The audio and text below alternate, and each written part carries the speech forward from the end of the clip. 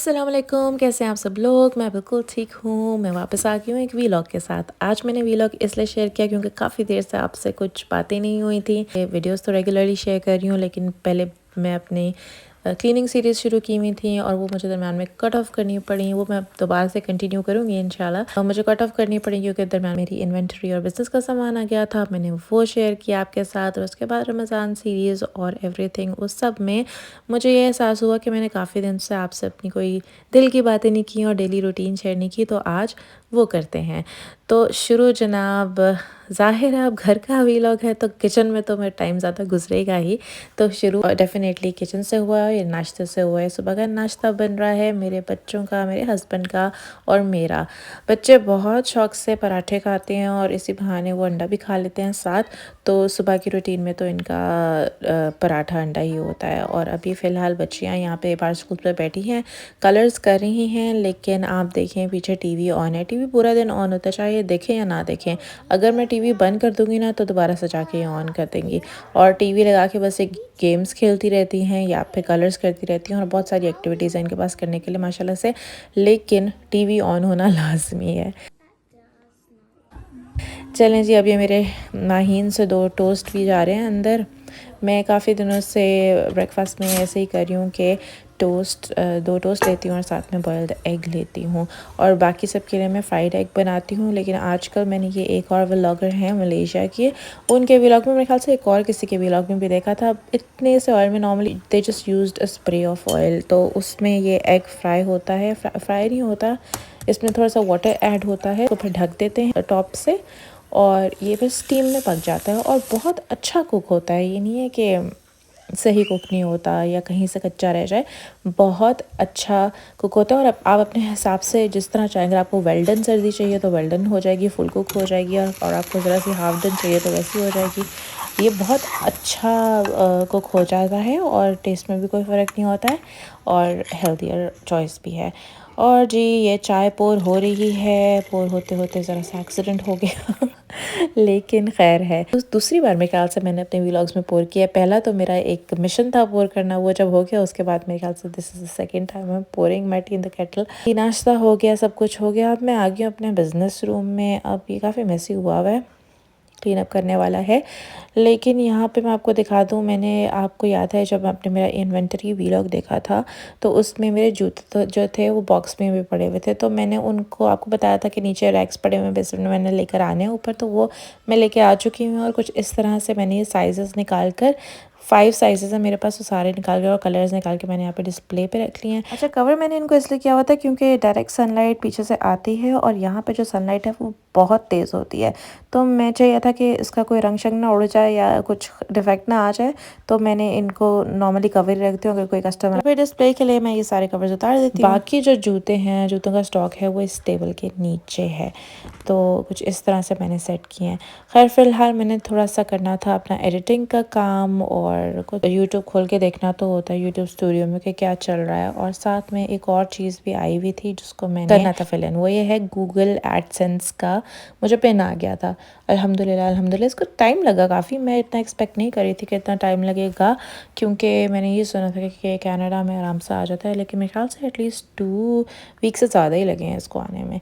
अच्छा, जब मैं काम करी थी तो मैंने बाहर एकदम से देखा, अच्छा खासा मौसम था, 2 दिन से धूप निकली हुई थी और एकदम से ये बर्फ़बारी शुरू हो गई थी। तो मैंने कहा चलो इसकी भी मैं वीडियो बना लेती हूँ। हालांकि मैंने बिल्कुल इरादा नहीं था और दिखाने का, मैंने बहुत स्नो दिखा लिया। मेरे ख्याल से पिछले दिसंबर से मैं तो स्नो की वीडियोस बनाई जा रही हूँ और माशाल्लाह से उस पर अच्छे व्यूज़ भी आ रहे हैं।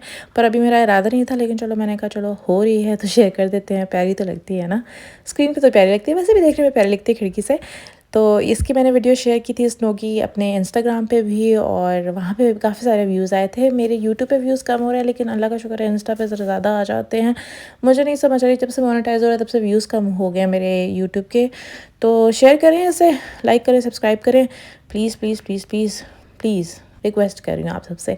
अच्छा जी, और फिर अब ये मेरा खुस्सों का एक ऑर्डर था, मैं पैक कर रही हूँ। नॉर्मली मैं डिलीवर करती तो नहीं हूँ, लेकिन ये खातून जो थी मेरे डोर स्टेप पे आई, मैं घर पे नहीं थी या कुछ ऐसा हुआ, तो फिर मैंने इनसे कहा चले मैं आपको डिलीवर कर देती हूँ। पास ही 10 मिनट की ड्राइव पे रहती थी, तो मैंने इनका खुद से 2 थे वो मैंने पैक किए हैं और ये मैं इनको भिजवा दूँगी।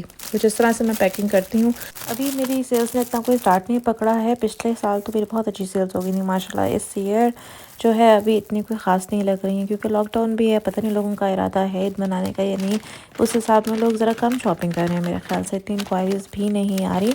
बस आप दुआ कीजिएगा मेरे बिज़नेस के लिए कि अच्छे अच्छे कस्टमर्स मुझे मिल जाएँ। चीज़ें तो बहुत अच्छी हैं, good quality, branded and everything.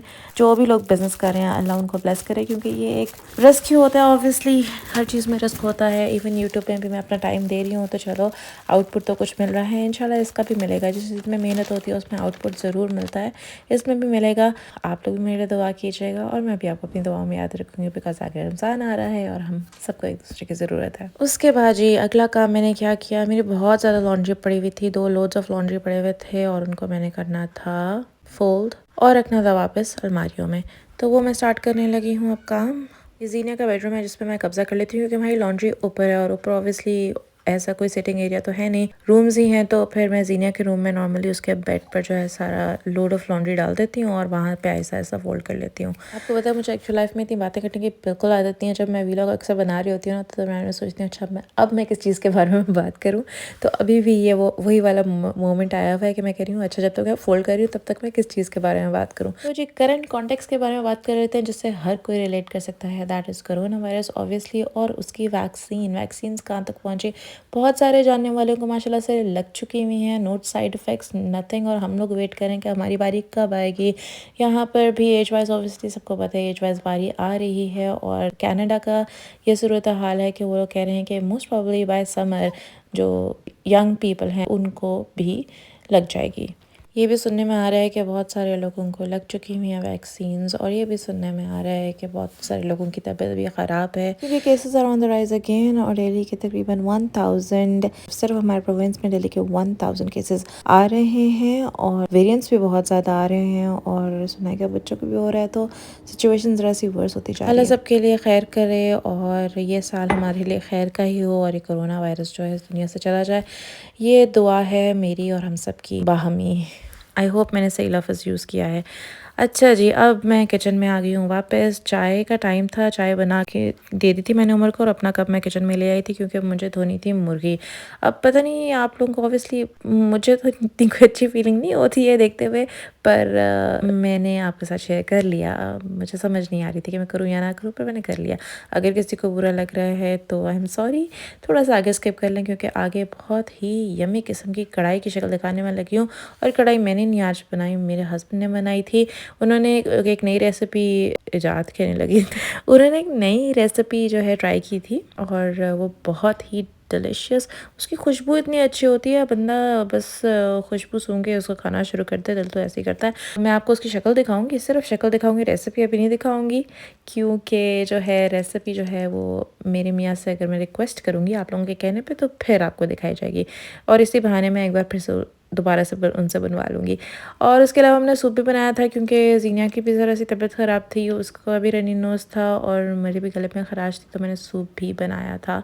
ये जी आगे में हमारी कढ़ाई। क्या शक्ल है, क्या शक्ल।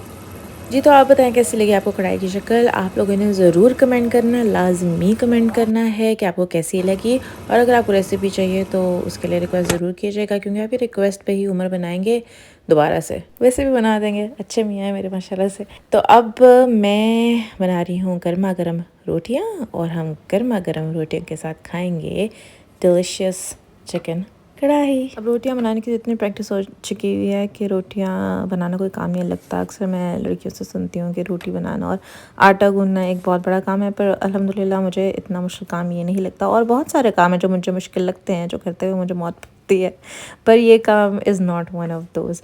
लेकिन इस बार मैं एक नई चीज़ ट्राई करूँगी। मैं I am gonna try freezing my parathas, क्योंकि मैंने सुना है दैट्स वेरी एफिशिएंट।